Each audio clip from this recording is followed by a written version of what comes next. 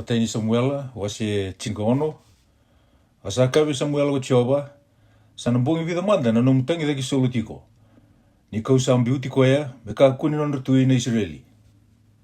Mawakasi na itamanda na nomutawaya na waiwai, kalako, ono tala yiko vei chese na kai periliama. Ni usakunia indua vei ira na luviana me lesia me tui. Asakawe Samuela, ono lako bagai vei. Kesarongodo ko soula, ena kai pakamati yau. Asakawe Chioba, makauta manda indua na luvi ni pulma kawelewa. Kakaya, hausala ko me ia na isoro vei Chioba. Ia mokadivi chese, kina isoro.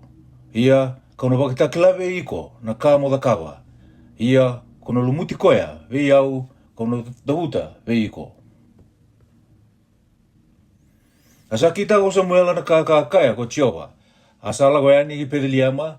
Arasala ko baka nini mai nagasi ni koro. Metawa ki koya. Arasa kaya. Osala ko babinaka mai sesengai. Asa kaya ko koya. Baka binaka nga. Ausala ko mai me ia na isoro vi Chioba. Dau baka sama-sawata ki kimdou. Mentala ko bata me ia na isoro. Asa baka rauta ki chese ko koya. Ke ira tau na lubiana. Kakativi ira tau ki na isoro. Ia ni ira tau sala ko mai. Sa reidi ila api. Ko koya. Kakaya. Satu baka hindi na beka na mata i Chioba na non limuti. Asa kaya vi Samuela ko Chioba. Mukakua ni raida na matana. Sena kena malabu. Ni usasianga ni dingita ki koya. Ni sa sianga ni raida ko Chioba me baka sa raida ko ira na tamata. Ni sa raida na kai sau ko ira na tamata. Ia sa raida na alo ko Chioba.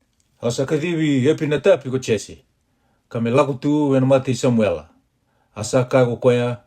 Ungo talenga sa sianga ni dingita ko Chioba. Sange kadivi sama ko chese. Me laku mai. Asa kai ko koya. Ungo talenga sa sianga ni dingita ko Chioba. Asa ko tiro tau na luwena tangani vitu-vitu ko chese. Mere tau laku tu wena mati Samuela. Asa kai vi chese ko Samuela. Sa sianga ni dingita ki tau ungo ko Chioba. Asa kai vi chese ko Samuela. Sa oti kete mai ko iro tau na luwemu. Sesengai.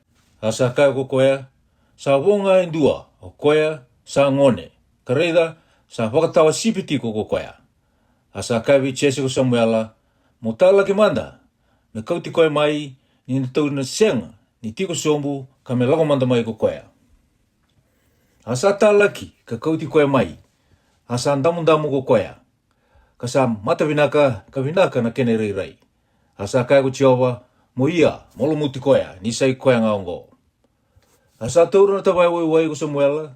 Kalumuti koya. Ena kenra maa liwa na tuakana. Asa andoluru mite vita na elu Chioba. Maine singa koya. Asa ia ko Samuela. Kala koya ni rama. Ia sala ko tani na elu Chioba. Vei sola.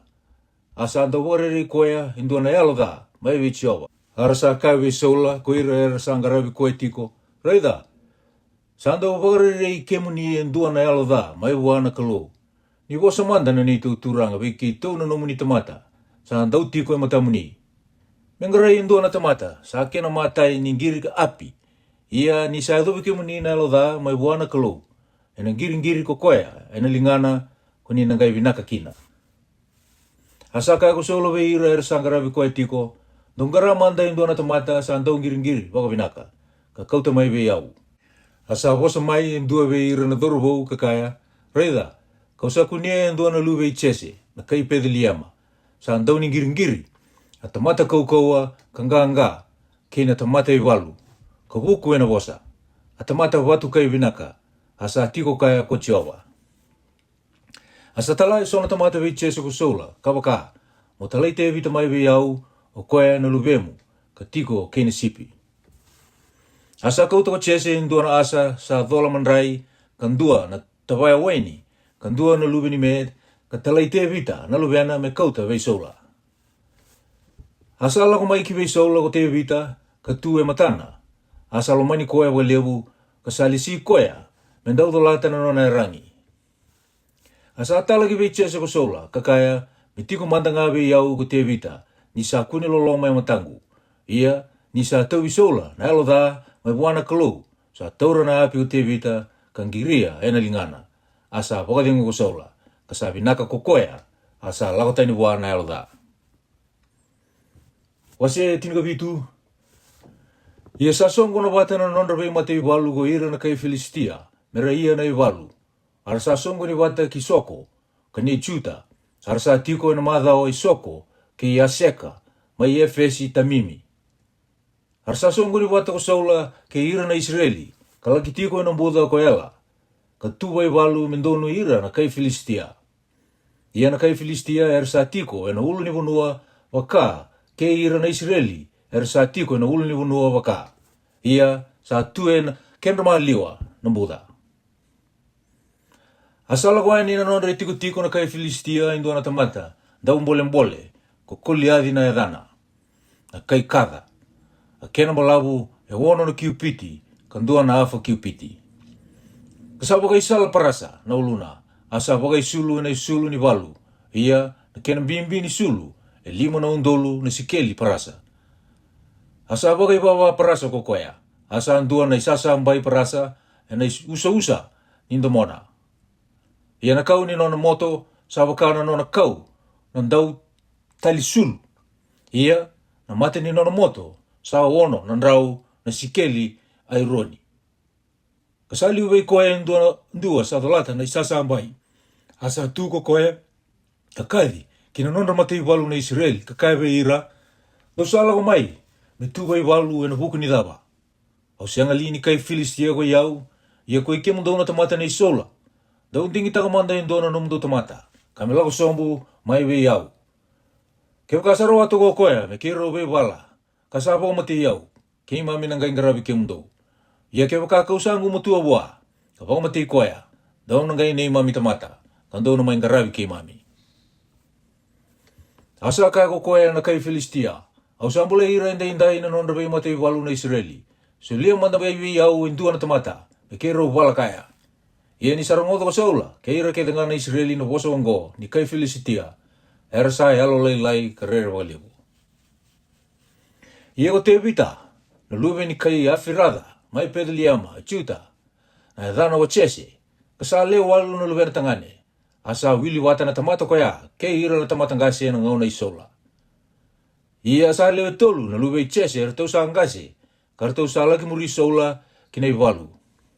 Ia na dhana tau na luwe na tulu ongo, ko ele api na ulumatua, na kene karua, ko epi na tapi, kena kene katolu, ko sama. Asango na viro tau te vita, kasamuri isola ko ira tau na leo tolu, era tau sa ngase rake. Asa vela ko ea kitu mai vei sola ko te vita, me wakatawana sipi ni tamana mai pedeliama. Asa andau toro mai ko koea, na kai Filistia na mataka, kena e kawi. Kadau bakarai taki koea, bongi basa ngabulu. Asa kaya ko chese vei te vita na luwena, makauta manda vei ira tau na tua kamu, endua na ea fasila tabu ongo. Kena imbuli mandrai ongo e tini. Kadidi kina tiku ni walu ki vei ira tau na tua kamu. Kakauta na imbuli waini sudu ongo, e tini vei koea na nonra turanga ni undolu. Kapagara ira tau na tua kamu, se ira tau tiko binaka, kakauta mai, na kenra tau iwan dina. Ia ko sola, ke ira tau ke ira ke na Israeli, era sa tiko na mbuda ko ela, karapala tiko ke ira na kai Filistia. Asa so na mataka ko te vita, ka leiwa na sipi bua na iwa katawa, ka lako, ka kauta na ka roto bua ko chese. Asa ado kina sana ningingi ni aya, ni sa lako tiko yani na iwalu, merapala, arasa kaila tiko, me ia na iwalu. Nirasa tuwa iwalu oti ko ira na Israeli ke ira na kai Filistia, na mate iwalu endua me vengarabi, ke na mate iwalu kendua. Asa leiwa na nona kau ko te vita, vei koea sa andau wakatawa, na ia, kai didi kina iwalu, ka terungi ira tau na tuakana, se tau tiko vinaka. Ia nira tau sabi o saki tiko, reida, sala ko mai ko koea, na daun bole, na kai Filistia mai kaga, ko koliadi, na edana. Mai na nona mate iwalu na kai Filistia, ka bosa me wakana bosa, koea, asa rongodo te vita. Ia, ko ira kerenga na Israeli, nira sa reida na tamata, ersa rota ki koea, karasa rero galibu. Arsa ka na Israeli, dau sa reidi koea, na tamata ongo sa lago tak mai, sesengai. Sa lago tak mai membole ira na Israeli. Ia, na tamata sa na mukuiti koea, e na waka huti ni au taki ko koea, o ka lewu ko koea na tui. Kana sulia na lubena lewa vei koea, kana sereka na matangali tamana me ka kua ningali e Israeli. Asa taronga ko te vita veira na tamata sa tuwo leka wua, ka kaya adhabana ka sana dhaka wua na tamata, sana mukuta na kai Filistia ongo. Ka kautatani na rongo dha mai vei ira na Israeli. Isa tamata mai vei ko lana kai Filistia tau dili ongo. Membulea na nona matei walu na kalumbula. Arsa kai wako ongo wua ko ira na tamata, na dhaka wua ongo wua na tamata, sa mukuti koea. Asa rongoda ko ile api na tua kana ka ulu matua ni sa woso ko koe ve ira na tamata. Sangai dhunru ve te vita ko ile api ka kaya adaba ko ala usumbu mai kina kike. Ia ko sa laiba ve dhei na sipi ka vida wale ongori mai ve kau. Au kila na nomu bia ve levu kena dha ni alomu ni ko sa ala usumbu mai mo reida na iwalu. Asa kau te vita adaba mbeka kau sa takawa. Sa senga beka na huna asa wukiani mai wua ki namdua tani. Ka wosa me wakana wosa koea. Arsa kai tali wua ko hira na tamata me wakana nonra wosa iliu. Ia, ni sa rongo na wosa, ka wosa taga ko te vita. Era sa tuku na visola. Asa tala ki wua ko koea, me lako matamai. Asa kai visola o te vita. Me ka kua ni alo lai endua na tamata ina wukuna. Ko iau na nomu ni tamata, au na lako. Ka wala kaya na kai Filistia ongo. Asa kai vi te vita ko sola. O sa senga ni rawata, mo lako buana kai Filistia ongo. Menro wala kaya, ni ko sa dhauru bau nga. Ia, ko koe sa tamata ndau wala, maina ngauna ka dhauru bau kina. Asa kai vi solo te vita, ko iau na nomu ni tamata, aua wakatawa atiko na sipi ni tamangu. Ka ni sa lako mai endua na laiwoni, ka endua na pera, ka kautatani endua na luwe ni sipi, maina ngele ni sipi. Ka wala ke muri koea, kaya vita, ka pambula mai na ngusuna.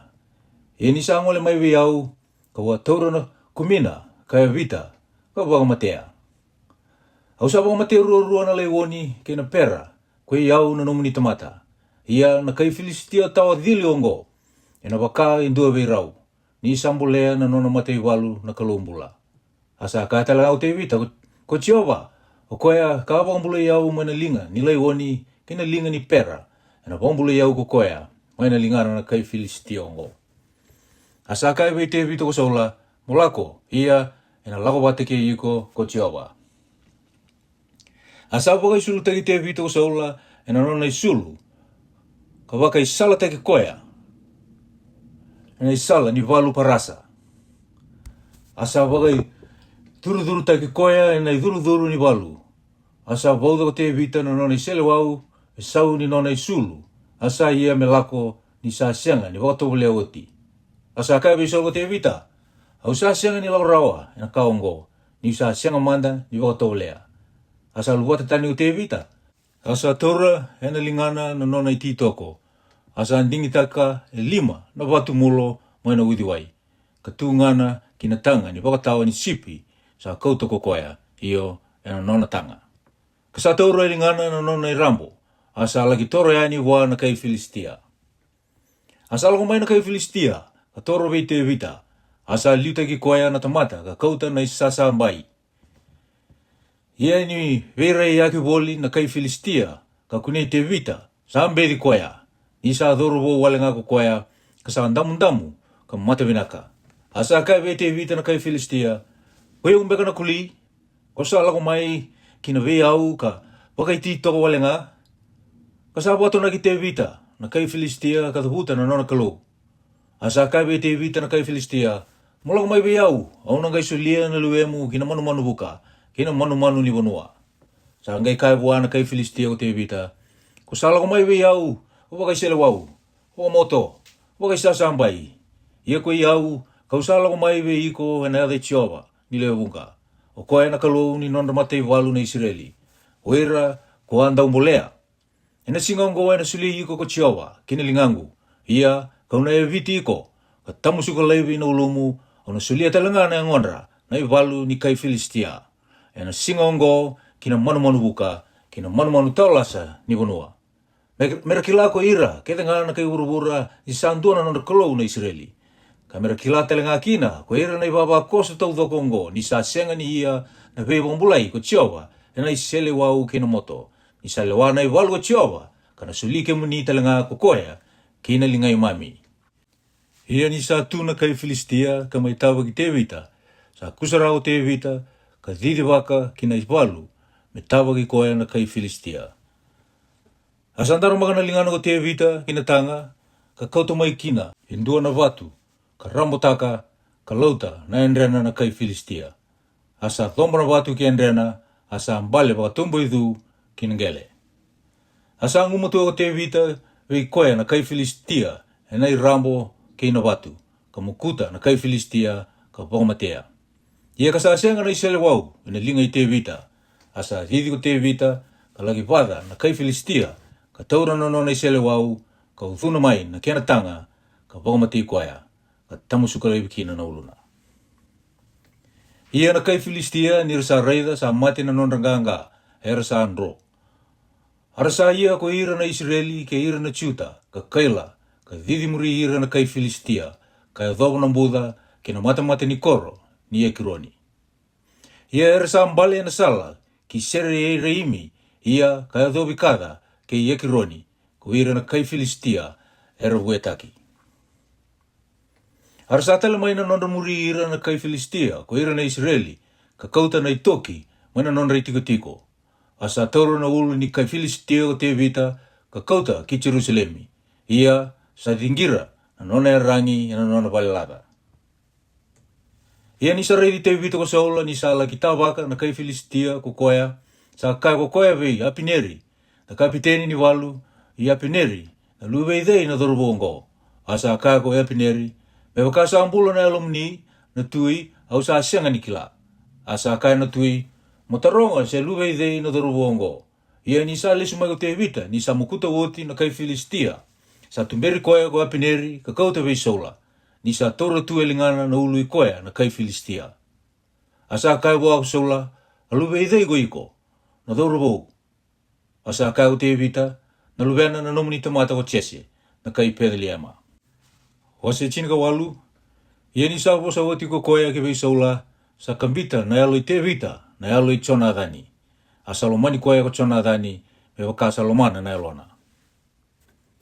Asa kauti koea ko saula, ena singa koea, ka senga ni leiwi koea me lesu tale, kina wale ni tamana. Erusanga i vei ala lati ko Jonadhani ke Tevita, ni sa lomani koea me wakasa lomana na yalona. Asa luwata tani o Jonadhani na nona dhuru-dhuru, sa waka i dhuru-dhuru kina. Asa sulia vei Tevita, kina nona i sulu, kina nona i selo au telenga, kina nona dakai, kina nona i wau ni sulu. Asa andaula koe ani ko Tevita, kina sana kiringa asa talai koe kina ko saula. Kasa i wala waka vuku tiko, asa lisi koe ko saula, me loe ira na tamata i walu. Kasa vinaka vei ira kiringa na tamata, ke vei ira telenga, erangarawi saula. Ia nira sala ko mai, ni sa lesu tale ko Tevita, ni sa mukuta woti na kai Filistia. Era sala ko mai na elewa, mana nona kor kiringa na Israeli.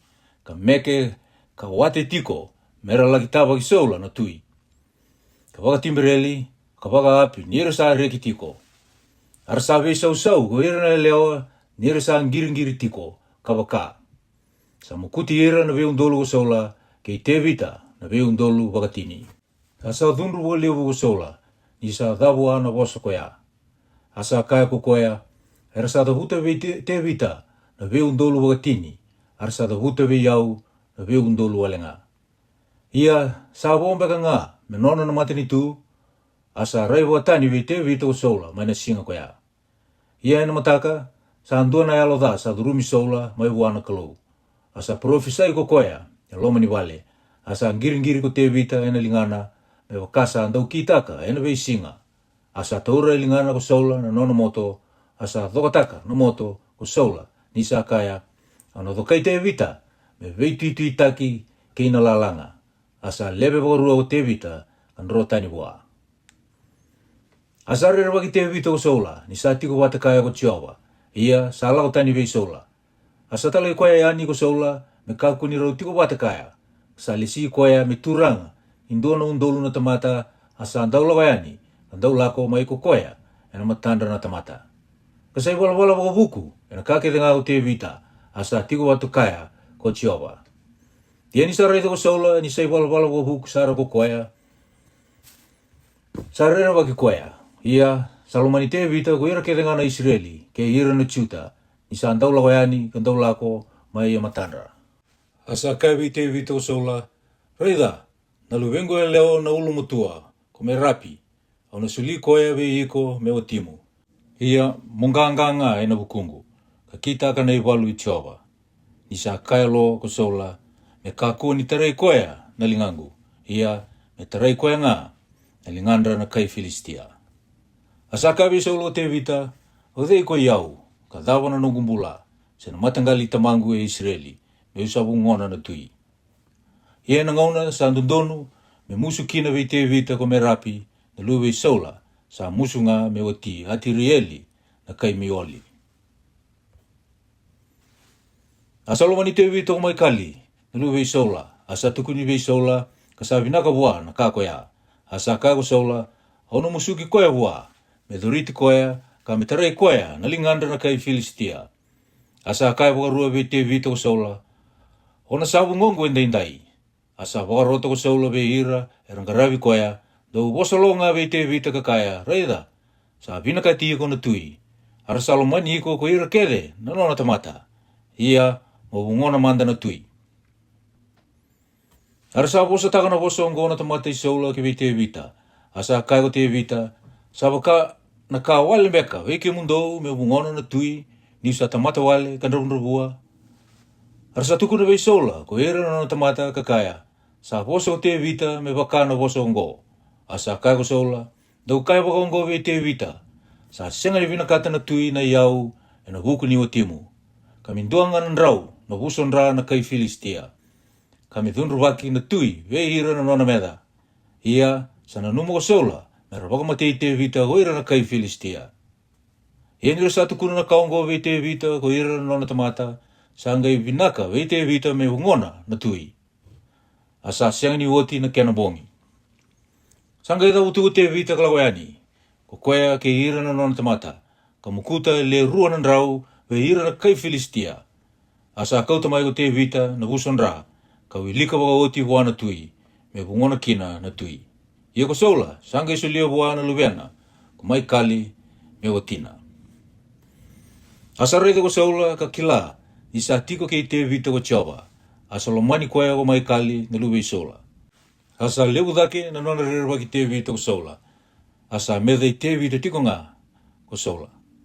Hersanga ila koyani na nona turanga na kai Filistia. Ia nirisa ala koyani sa taka-taka waka buku ndondoa nga ko te vita. Ve ira keda nga erangarabi saula. Asa rongo waka lewu na edana.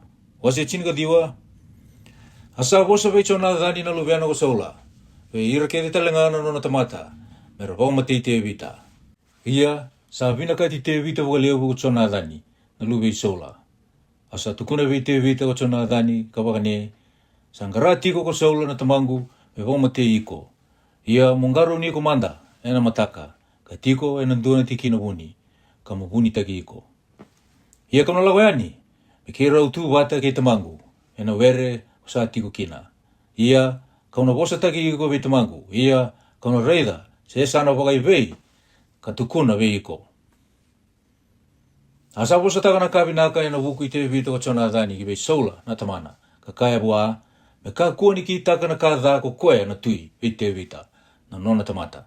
Nisa sianga ni ki taka indona ka dha vei iko ko koea. Nisa vinaka sara na nona i wala vei iko. Nisa ambulea sara na mate ko koea kasala ki waka matei koea na kai Filistia. Asa taka wako Jehova na vei wakambula i. Lewu vei ira ketanga na Israeli. Ko a reida a marau kina. E na huku ni dhawa ko sabi ala kaba na ka dha bua na tamata sa sianga ni dhala. Ka mo waka matei te vita wale nga. Asa woro rongo saula kina wosa i chona dhani. Asa bumbuli ko saula. Me waka asa mbula ko Jehova. E na sianga ni waka matei ko koea. Asa katipi te vita ko chona dhani. Ka tukuna bua ko chona dhani na kake denga ngo. Asa kauti te vita. Vei saula ko chona dhani. Asa andauti ko wata kaya ko koea. Me waka i liu. Asa ia tala nei walu. Asa ala koea ni ko te vita. Ka wala ke ira na kai Filistia. Ka mukuti ira.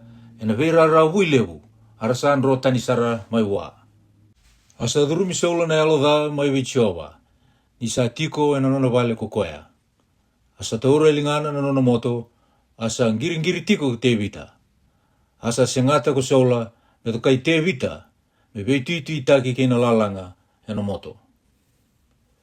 Asa alakolo yani kokoya mai vi saula. Asa thokataka na moto kina lalanga kokoya. Asa nrombulo te vita na bongi koya. Asa talayan ko saula sona tamata kina vale te vita. Me vakatawai koya. Kamerto vamati koya na mataka. Ia sa tukuna vite vita ko mai kali na otina kakaya. E kako sa sianga ni vamulai ko na bongin dai. Kono gai vamati na mataka. Asa tukudi te vita sombu ko mai kali mai na katumba lai. E dake asa ala koya ni ko koya kan ro kasambula. Asa kau to ko mai kali en duana matakau ka vako tora na mode. Asa kau ta nei loko butika ni me kena loko. Ka tutubi taka enang dua no tutubi. Ni sa talago sa ulo sa tamata me kau te vita sa kana elewa sa tawi mate ko koya. Asa talairo to na tamata sa ulo me lagi rei te vita kakaya do kau ti koya dake. Mai ve yau na mode me o mati koya. Arto sala ko mai na tamata karaida sa no indor mata kau na mode. Asa andua na loko butika ni me sa no na loko. Asa kawe mai kali ko saula. Adabo ko sawa kai sini au kina wongo. Katalayani na nungu meda membula ko koya. Asa kawe saula ko mai kali. Sa kawe au ko koya. Mulai be umanda me ulako. Me upagmati iko me davai. Asa andro te vita kambula. Kalako ki be Samuel lagi rama. Katukuna buana ka ketenga kakabo bua ko saula. Arusala ko ki Samuel me rotiko mai nai odi. Asa tukuni be saula kapakane. Raida, saat ko may naiwadi rama ko te vita. Asa talago saula e sona tamata me tauri te vita. Ia nirtau sa raida na ibaba koso profita. Era sa profisa itiko. Asa tuko Samuela ni sa lesi me liuta ki ira. Sa durumi irtau na tamata i saula na yalo ni kalou. Artau sa profisa italanga ko irtau. Asa tuko ni be saula. Asa talai sona tamata tani. Artau sa profisa italanga ko irtau. Asa talawa tulu, isona tamata ko saula. Artau sa profisa italanga ko irtau. Asa algo talanga girama ko koya. Kayado kinai keli wai levu mai seku. Asa taro ko koya kawakane. Sa ive ko Samuel ki te vita. Asa kaya indua. Raida, erusa tiko mai nai odi. E rama. Asa alawa kino ko koya. Kinai odi mai rama. Asa durumi koya talanga na yalo ni kalou. Asa alawa ko koya kaprofisa ilako. Kaya sara kinai wodi mai rama. Asa luwa talanga ko koya na nono isulu. Ka profisa talanga ko koya na mate Samuela. Asa koto luwa wale na singa tau doko koya. Kino bongi tau doko koya. O koyongo sa kaina kikina. Sa tigo watali ko saula talanga ke hira na profita. Wase rusa mabulu. Asa nro te vita mai nai wodi mai rama. Kalako kakaiwe i chona adani. Adava ka wadakawa. Adava na nungu dala. Kadava na nungu i wala da e na mate i tamamu. Sa singate tiko kina ko koya me umate. Asa kai bua ko koya me ka kuasa rongo. Ona sianga ni mate. Raida ko tamangu sa sianga ni kita ka indona ka lewu se indona ka lailai. Ni sianga ni tukuna manda ve yau. Ia adava me bunia kino ve yau na kaongo ko tamangu. Na sianga ni ka kina. Asa bumbulu itali ko te vita kakaya. Sa kilabo ka hindi na ko tamamu ni sa kuniloloma veiko. Asa kaya ko koya. Me kakua ni kilaongo ko chonadani. Dera rawa ko koya. Ia me wakasa andina ni bula ko chowa. Ka wakasa ambula na elomu. Sa wonga me ukalawa. Wakandua nga kaunang gay mate. Asa kaya te vita ko chonadani. Kakete nga sa lomamu kauno kita ka nga ena hukumu. Asa kaya chonadani ko te vita. Raida. Sa bulawo na mataka. Ia, eno donu me keirau tiko wata, keno tui me kana. Ia mulai via umanda me ulaki hunitaki au eno ere. Me ato manda na ikatolu ni akawi. Ke wakasamba utarungi au ko tamamu mukaya. Sa wamusiti au matua o te vita me umbau dhidiani ki pele liama. Na nono koro.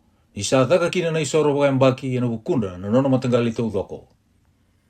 Ke wakasamba ni kaya sabinaka. Auna vinaka na num tamata.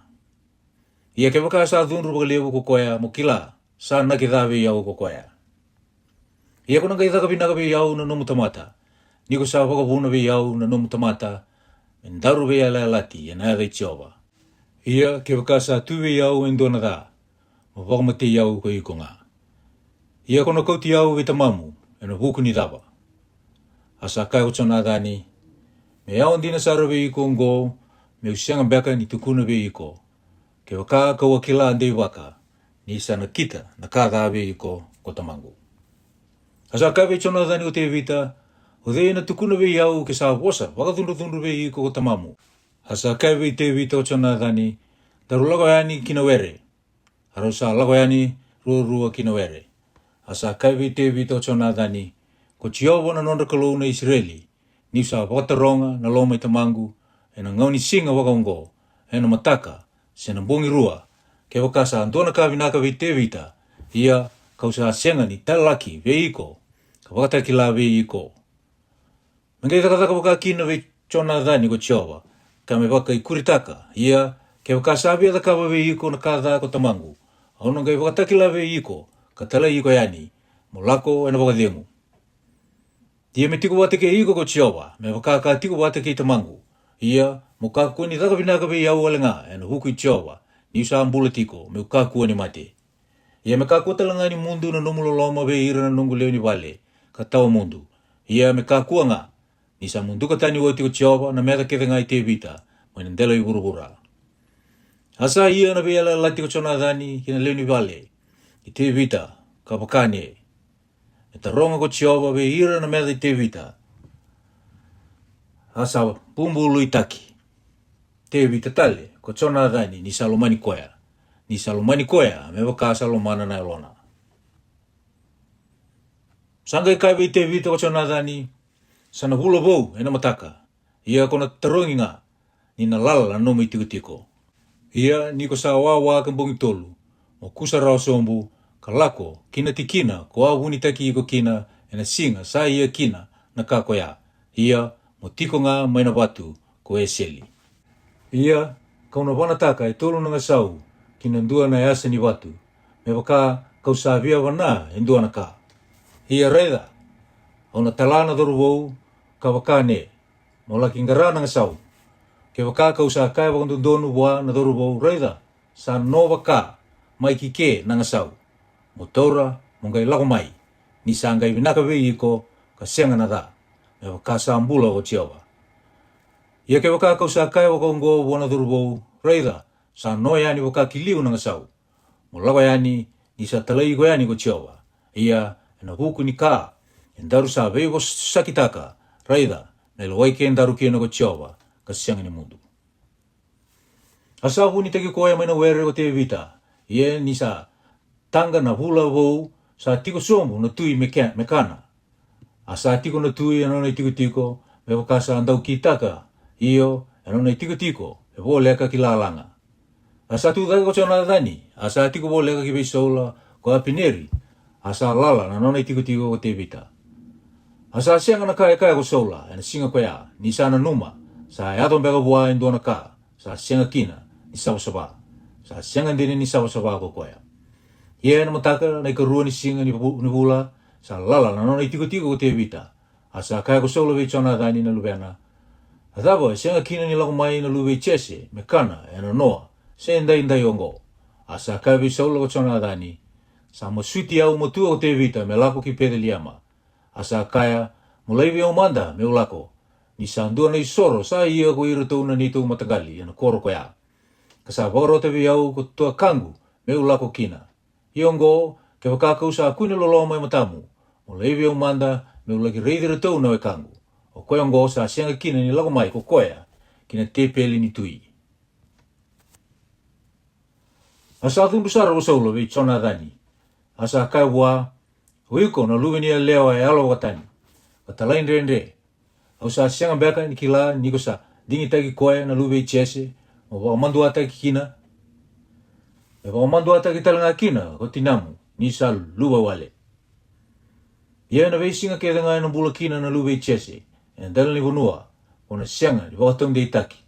sena nomu matini tu. Iongo, mo talaki, mo kauti koea mai ve iau, ni sandondonu me mate ko koea. Asa, woso chona dhani ve solo na tamana ka kaiwa, ena huku ni dhava me vau matei ko koea, dhava sadakava. Asa, dokotaka buana nono moto ko sola, na to kai koea, asa kilakina ko chona dhani, sana kita ko tamana, me vau matei te vita. Asa tu taka chona dhani mana te peli, ni sa wanga na dhunru, ka sianga ni kana, ena ikarua ni singa ni bula, ni sa rawana lomana, ena huku i te vita, ni sa walielei koea ko tamana. Ia ena mataka, sala koea ni kino vere wa chona dhani, me wakaya roa lukuda ke te vita. Asa tiko watakaya, ndono ngone tangane. Asa kai buana nono ngone ko koea. Mo didi manda, mongara nga sau, kau sa wanataka. Sa didi na ngone tangane, asa wanataka ko koea, ndono nga sau, me lagi sibi koea. Ia ni sa yado kine tikina, sa wanataka kina nga sau ko chona dhani, sa kari buana ngone tangane ko chona dhani. Kakaya, sa sengali ni no bagai kiliu, we iko nga sau, asa kari buana ngone tangane ko chona dhani. Mo kusarawa, mo boko tolo, kakua ni wawa. Asa kumuna wata nga sau ngone tangane chona dhani, kalako mai wa, na nono turanga. Asa senga ni kila indona ka ngone tangane. O chona dhani nga ki te vita, ero kila na kakoya. Asa sulia ko chona dhani na nono rangi, we koe na nono ngone tangane. Asa kai wa, mo lako, mo kauta kina koro. Ni sala koe ni ngone tangane, sa tudake ko te vita, mana sana sandonu yana dewa. Asa duba bawa tumbo idhu kina gele, ka duba bawa tolu, arosa veru ngudi, ka veitangi daki. Asa tangi wakalibu daki ko te vita. Asa kai vei te vita ko chona dhani, mo lako ngai na wakadengu, hindarusa mbumbulu i wata, ena adhe Jehova. Ka wakane, mele waiki ndaru ko Jehova, kena nongu kawa, kena nomu kawa, ka sianga ni mundu.